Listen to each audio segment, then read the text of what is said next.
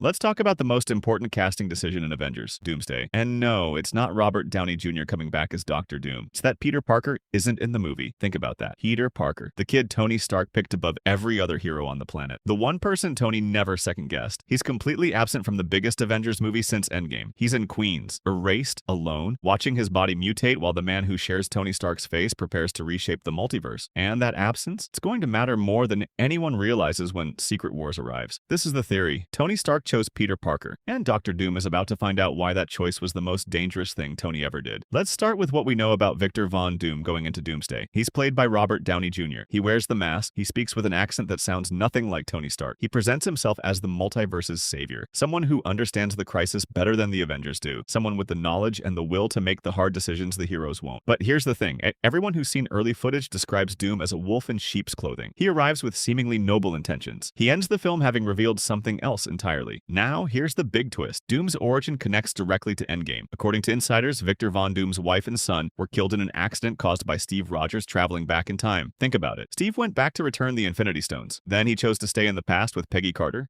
That decision created a branch in the timeline. That branch destabilized something in Doom's universe. His family died. His body was scarred. He built the mask to cover what was left. He spent years tracing the cause back through the multiverse, until he found the Avengers, until he found the time heist, until he found Steve Rogers. So the man wearing Tony Stark's face comes to the Avengers with a grudge. A grudge rooted in the consequence of their greatest victory. Tony sacrificed himself to bring everyone back. Steve went home to live a quiet life, and somewhere in the multiverse, a man lost everything because of those two choices. That's Doom. That's his wound. Now here's where Peter Parker comes in. Peter Parker is the reason Tony Stark sacrificed himself. Not literally, not mechanically, but Tony spent 5 years refusing to help. He had a daughter, he had a life, he had built something worth protecting. When the Avengers came back asking him to risk all of it, he said no. He said no for months, and then he cracked the time travel problem. And he helped. Why? Because he remembered Peter saying, "We won, Mr. Stark, we won." And he couldn't leave that unfinished. Happy Hogan said it directly after Tony died. The one thing Tony did that he didn't second guess was picking Peter. He said, "The one thing that he did that he didn't second guess was picking you." that's the real mechanics of Endgame. Tony sacrificed himself because he trusted the future he was leaving behind, and the center of that future was Peter Parker. Tony picked Peter above every other hero in the MCU, above the Avengers who'd been doing it longer, above Steve Rogers, above everyone. And that trust was so complete, so certain, that Tony was willing to die on it. Now here's the chain. Doom's family died because Steve went back in time. Steve went back in time because Tony built the time machine. Tony built the time machine because Peter told him, "We won." The chain of causation runs straight from Peter Parker to Tony's decision to Doom losing everything. Doom doesn't know this yet. Doom knows the Avengers caused the incursion. Doom knows Steve's time travel was the cause of his family's deaths. But Doom doesn't know that the reason Tony went back at all was because of a 14-year-old kid from Queens. That's what makes Peter Parker's absence from Doomsday so important. He's not there. The city doesn't know his name. He's invisible. And Doom is in that movie settling scores with the Avengers for what their victory cost him, without knowing that the most important person in the whole chain of events is sitting in a small apartment in Queens, sewing a suit by hand, alone. Tony Stark was a genius. He saw things coming years before anyone else believed him. He saw Thanos coming in 2015 when nobody was listening. And the one calculation he committed to, the one he never second-guessed, Peter Parker. Not an Avenger, not a soldier, not a strategist, a kid who chose to help people because he believed that was what having power meant. The MCU has spent 9 years showing us what Tony saw in that kid. Peter turned down the Avengers because he wanted to stay close to the ground. Peter dug himself out from under a collapsed building without tech. Peter gave up his identity so the multiverse wouldn't keep breaking.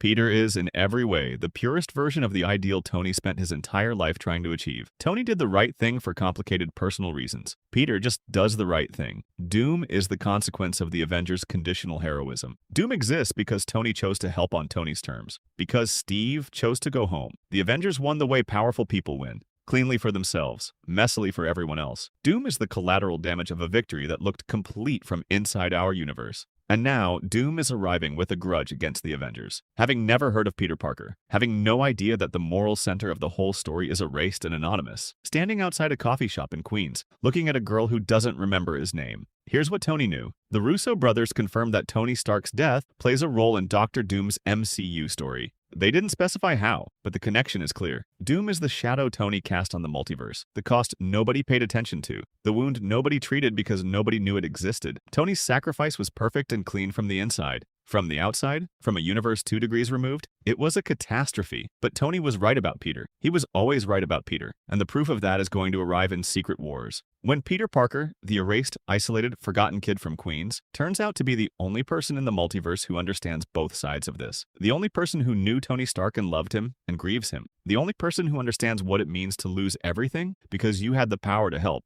and you used it. The only person who can look at Victor Von Doom and understand exactly why he became what he became, because Peter has lived the same grief from the other direction. Tony Stark chose Peter Parker in 2016. In a bedroom in Queens, he chose him above everyone. He chose him with a certainty he never applied to any other decision in his life. He chose him knowing he was leaving the kid in a world that was going to be harder and darker than Peter could imagine. Doom is about to find out that the choice Tony made is the thing that beats him. Not an army, not a plan, not a weapon Tony built. A kid with a homemade suit and a set of values Tony spent a lifetime trying to understand.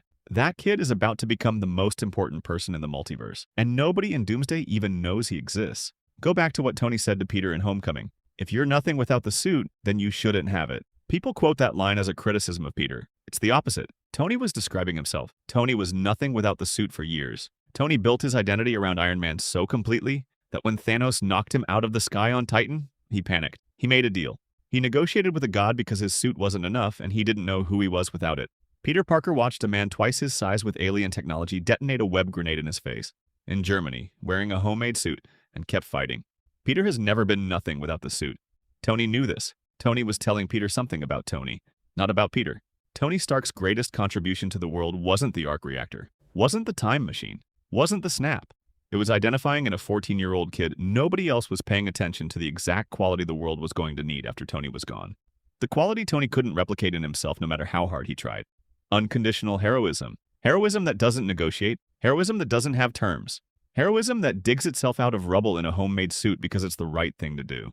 Doomsday is the movie where everyone else assembles. Secret Wars is the movie where the kid Tony picked finds out why he was chosen. Doom is genius with a wound. A man with a plan. Someone who controls the narrative so completely that nobody can see the agenda underneath until it's too late. That's Tony Stark. Before he met Peter Parker, Tony built weapons and called it protection. Tony funded the Avengers and called it philanthropy. Tony made every decision with the confidence of someone who was never wrong and the fear of someone who knew exactly how badly wrong could go. Doom is Tony without Peter. Tony without the thing that changed him. Tony without the kid who said, when you can do the things you can, but you don't, the bad things happen because of you.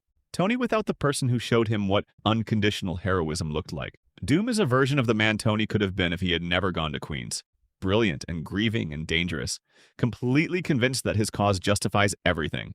That's the real reason RDJ's casting works beyond the shock of it. The MCU isn't just reusing an actor, it's asking a very specific question. What does Tony Stark become if Peter Parker never enters his life? What does that intelligence look like without that moral correction? The answer is Victor Von Doom. Wearing the same face, carrying the same intelligence, missing the thing that made Tony choose in the end to do the right thing unconditionally. Tony chose Peter. The choice was the whole point, and Doom, without knowing it, is about to walk into a confrontation with the living proof that Tony made the right call. That kid, the one nobody remembers, he's going to be the one who saves everything, because Tony chose him, and Tony was never wrong about that.